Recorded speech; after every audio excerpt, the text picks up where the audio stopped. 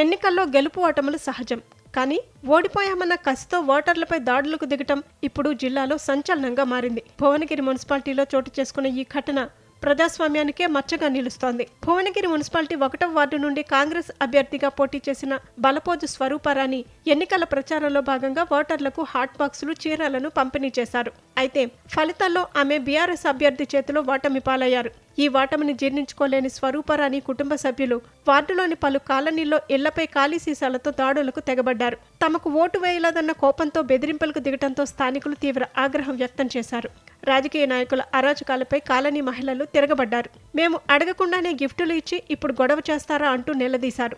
తమకు పంపిణీ చేసిన చీరలు, హాట్ బాక్సులను నడి రోడ్డుపై పడవేసి వినూత్నంగా నిరసన తెలిపారు. అనంతరం పెద్ద ఎత్తున ర్యాలీగా వెళ్లి పోలీస్ స్టేషన్లో ఫిర్యాదు చేశారు. ఓడిపోయిన అభ్యర్థి అనుచరుల బెదిరింపులకు భయపడేది లేదని, ఇలాంటి అరాచక శక్తులపై కఠిన చర్యలు తీసుకోవాలని కాలనీవాసులు డిమాండ్ చేస్తున్నారు. ఎన్నికల తాయిలాల పర్వం చివరకు ఇలా రోడ్డు మీదకు రావడంతో అందరూ షాక్ అవుతున్నారు.